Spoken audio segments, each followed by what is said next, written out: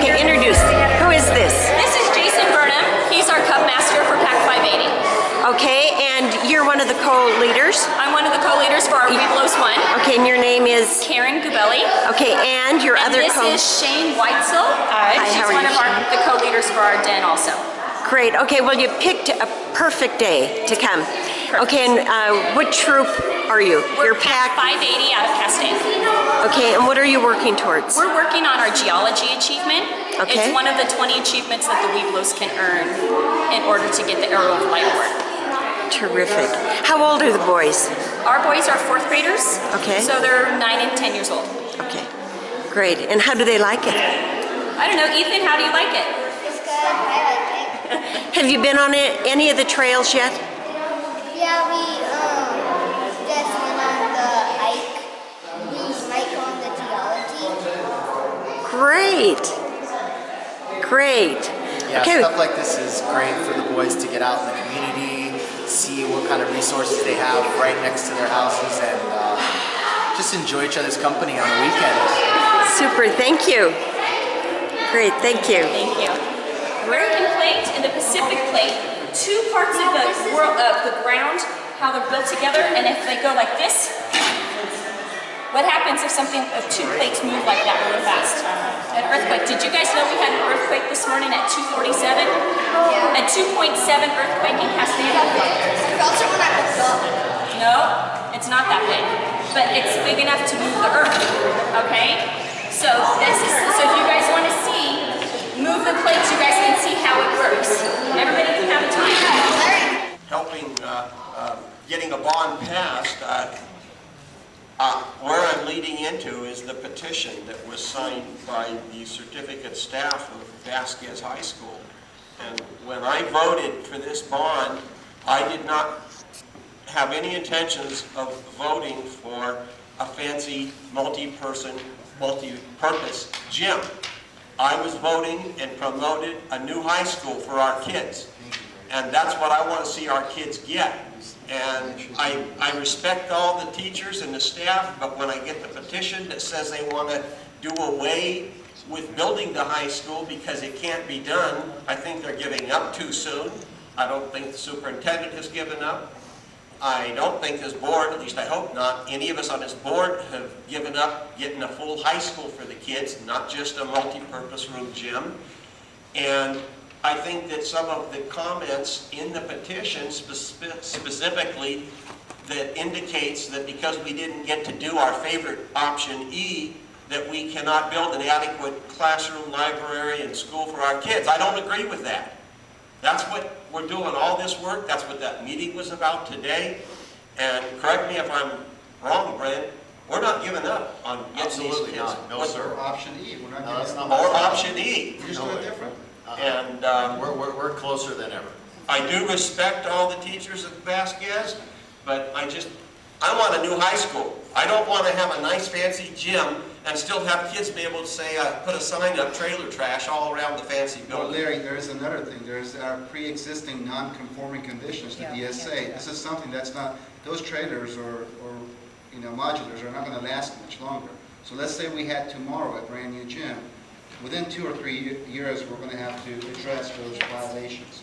So we can't have kids in those. The other thing is, we haven't abandoned Plan E by any means. What we have done here is we went to our architects, and once we realized we cannot get the state matching funds, we said, okay, we're going to just build this school without $13 million.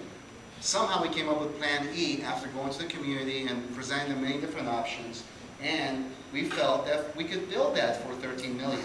Now, I'm not completely clear what we then do some cost estimates or things like that to the nth degree, but whenever you come up with a plan, you're basically depending on what the professionals you've hired are telling you. They told us we could build that for $13 million. We finally get it all ready, we send it through DSA, and we go out to bid.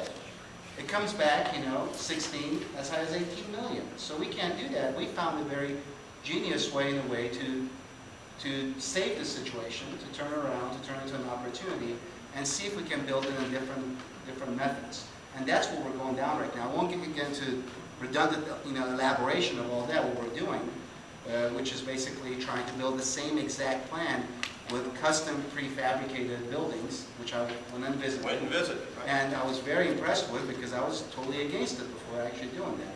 So that's what we're doing here. I don't think we'll be doing the community justice by building just a gym, even though I would love to have a gym. But the important thing is, regardless of what we all feel, there's pre-existing non-conforming ESA violations that are not going to last much longer in those buildings that we currently have at the high school. That's a big picture. In support of the teacher's petition, from the very beginning, when we were looking at building a segmented school based on the funds we have, I was looking at building a gym. I thought it was the most straightforward. The issues that the teachers raise in their petition are accurate and valid. And I was for doing that. But as a representative of the community, when we held our surveys, the community, on about I don't know, it was probably 70-30, wanted to move forward with classrooms versus the gym. So we moved forward with I would consider that a consensus, so we moved forward with the consensus. Once we ran into our snags with option E and the bid process, I was all prepared to go back to the gym again. Because there are a lot of valid reasons to build that gym. And when we end up building our option E, now option 4, paragraph 3 on page 7 of option 9, we aren't going to resolve some of the issues that they address in the letter. So I appreciate where the teachers are coming from on it, and I could be wrong, but my sense is if they didn't feel that we were going to be able to move forward with a viable option E, that we shouldn't just stop, that we needed to turn around and build something. And I think they saw the gym as a potential, just as I did. So I don't see anything strange about their petition. I think they have a lot of good points in there. But we're going to continue to move on building classrooms because I think we can still make it a viable project. We're not going to lose anything that was in option E. We might even be able to gain some things. And yes, and so it looks like we can potentially save that option.